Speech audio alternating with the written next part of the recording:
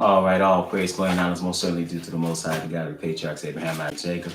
And peace to you in the name of his Son, Jesus. I count it truly a blessing each and every single time that I look for you to preach the word, and never do I count it as a light thing to do so. And in today's lesson, I just want to go over some basics. And one of the basics is his Sabbath day. And we just came off of the annual feast, and we had a good time at fellowship. We had brothers that were baptized, during this course of this time, brother Willie, brother Josh, and brother Michael. And in addition to that, we had brother Lee and his family come. It was just a good time. So we're truly thankful. And additionally, though, in addition to his annual feast, obviously we had a Sabbath. And so I just want to go over touch upon what the Sabbath actually points to. And when we adhere to the Sabbath, we should understand that we are in line with his plan of salvation. Okay. And that's outlined in his feast days. Let's go to Colossians, the second chapter. Colossians, the second chapter, and just see what the feast days point to. This is Colossians 2 and verse 16. It says, "Let no man therefore judge you in meat or in drink or in respect of an holy day or of the new moon or of the Sabbath days." Now, I've heard false ministers come here and try to equate this to say, or to use this to say and argue that you can't say anything about them keeping Sunday weekly. Well, that's not what he's talking about here at all. We know that is a pagan origin, but rather he's telling them about the feast and the feast and the Sabbath days. You had the annual ones and you had one that comes every week. He says something else in verse 17. He says, "Which are a shadow of things to come, but the body is of Christ." So now let's go to Leviticus, the 23rd chapter, and see what he commanded that we observe the weekly Sabbath. This is Leviticus, the 23rd chapter, and we'll pick it up at verse 1. Leviticus 23 and 1 reads, "And the Lord spake unto Moses, saying, Speak unto the children of Israel, and say unto them concerning the feast of the Lord, which ye shall proclaim to be holy convocations, even these are my feasts." Okay, so these belong to the Lord. Peace to Brother Lawson and Brother Leo. It's good to see you there. It says, 6 days shall work be done, but the seventh day is the Sabbath of rest and holy convocation. You shall do no work therein. It is the Sabbath of the Lord in all your dwellings. Okay, so you work for 6 days and you rest for 7. On the seventh, rather. You work for 6 days and you rest on the seventh. On the Shabbat, on the Sabbath. It says, it is the Sabbath of the Lord in all your dwellings. So that's every week. But just what does this point to? Because we read that they are a shadow of things to come. So let's go all the way back to the Bereshit. Let's look at the beginning and see what happened in Genesis. This is Genesis, the second chapter.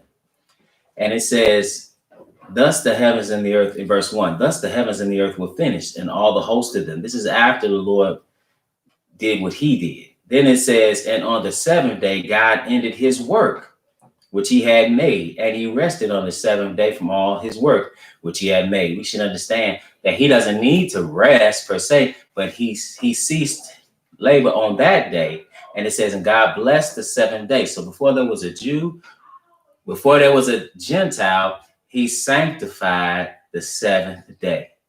Okay. So it says, "And God blessed the seventh day and sanctified it, because that in it he had rested from all his work, which God created and made." Let's go to Exodus, the 20th chapter, because this is something that even despite the Christian church ignoring it, how do you ignore the commandment of God? This is Exodus 20 and verse 1. It says, "And God spake all these words, saying, I am the Lord thy God, which have brought thee out of the land of Egypt, out of the house of bondage." So he manifested himself unto these people, and he gave them commandments. And let's skip down a little bit to the 8th verse, because here we see the commandment concerning the seventh day. So he says, remember the Sabbath day to keep it holy. 6 days shalt thou labor and do all thy work. He says, "But the seventh day is the Sabbath of the Lord thy God. In it thou shalt not do any work, thou, nor thy son, nor thy daughter, thy manservant, nor thy maidservant, nor thy cattle, nor thy stranger that is within thy gates. For in 6 days the Lord made heaven and earth, the sea, and all that in them is, and rested the seventh day. Wherefore the Lord blessed the Sabbath day and hallowed it. Okay, so he took you all the way back to the beginning, or Genesis 2. Now let's go to Exodus, the 31st chapter, because keeping this Sabbath shows something. Let's go to Exodus, the 31st chapter. It's a sign. Exodus 31 and verse 12. It says, and the Lord spake unto Moses, saying, speak thou also unto the children of Israel, saying, verily my Sabbaths ye shall keep, for it is a sign between me and you throughout your generations, that ye may know that I am the Lord that doth sanctify you. Ye shall keep the Sabbath, therefore, for it is holy unto you. Everyone that defileth it shall surely be put to death. For whosoever doeth any work therein, that soul shall be cut off from among his people. Okay, so he said, it's a sign between me and you throughout your generations, that you may know that I am the Lord that does sanctify you. In verse 15, 6 days may work be done, but in the seventh is the Sabbath of rest, holy to the Lord. See, he keeps saying this over and over again. It said, whosoever doeth any work in the Sabbath day, ye shall surely be put to death. And it was a serious thing. Just to show you an example of this, just hold our finger here. Peace to you, Brother Isaiah, and Amya, and Sister Mary. Peace. Peace to you. Hope you're doing well. Let's go to Numbers, actually, the 15th chapter, and see an example of this, about you not working on this day. This is Numbers, the 15th chapter, and verse 32. It says, and while the children of Israel were in the wilderness, they found a man that gathered sticks on the Sabbath day. Okay, so it is likely that he was gathering sticks to kindle a fire. To kindle a fire is serious business. It's not you turning on the stove or you doing anything like that. It is some serious work. And it says in verse 33, and they that found him gathering sticks brought him unto Moses and Aaron and unto all the congregation. And they put him in ward, because it was not declared what should be done to him. And the Lord said unto Moses, the man shall be surely put to death. All the congregation shall stone him with stones without the camp, or outside the camp. And all the congregation brought him without the camp and stoned him with stones, and he died as the Lord commanded Moses. So this is serious business.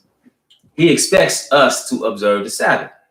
So now back in Exodus 31, it says in verse 16, it says, wherefore the children of Israel shall keep the Sabbath, to observe the Sabbath throughout their generations for a perpetual covenant. So that's forever. Then it said, it is a sign between me and the children of Israel, for in 6 days the Lord made heaven and earth, and on the seventh day he rested and was refreshed. So it's a sign that you are sanctified. Peace to you, MC Israel. Peace to you, Miss J. Let's go to Luke, the 4th chapter. Because people will say, well, I have Jesus now. Well, let's see what he did. This is Luke, the 4th chapter. And we're going to pick it up at verse 16. Luke 4, the gospel according to Luke, chapter 4, verse 16. It says, and he came to Nazareth, where he had been brought up, and as his custom was, he went into the synagogue on the Sabbath day and stood up for the read. So what was his custom? It was to observe the Sabbath. Okay, that's what his custom was. But now let's hold up. Let's go to Acts of the Apostles, because some will say, well, he nailed it to the cross. Well, all the feast days, and that's not true. As a matter of fact, Paul, let's see if Paul kept the Sabbath day. That after the death and resurrection of Christ, after his conversion, let's see if he kept the Sabbath day. Surely Paul would know. This is Acts the 17th chapter and verse 1. This is Acts 17 and verse 1. It says, now when they had passed through Amphipolis and Apollonia, they came to Thessalonica, where was a synagogue of the Jews. And Paul, as his manner was, meaning as his custom was, what did he do? Went in unto them, and 3 Sabbath days reasoned with them out of the scriptures. Okay, so he did that. He had the same custom that the Messiah did. Let's go to Acts 20, just to point out something else. Acts 20 and verse, I'm going to just pick it up at verse 16, just get right to it. It said, for Paul had determined to sail by Ephesus, because he would not spend the time in Asia, for he hasted, if it were possible for him, to be at Jerusalem the day of Pentecost. Okay, so now let's go to Isaiah, because it's clearly that you're supposed to keep the Sabbath day, right? But what is this? What is it pointing to? Actually, let's go to Hebrews. I said we can go to Hebrews in a moment. Let's go to Hebrews, the 3rd chapter. Hebrews, the 3rd chapter. And we want to pick it up where it says in verse 7. It says, wherefore, as the Holy Ghost said, today if you will hear his voice, harden not your hearts, as in the provocation in the day of the temptation in the wilderness. When your fathers tempted me, proved me, and saw my works 40 years. Wherefore I was grieved with that generation and said, they do always err in their heart, and they have not known my ways.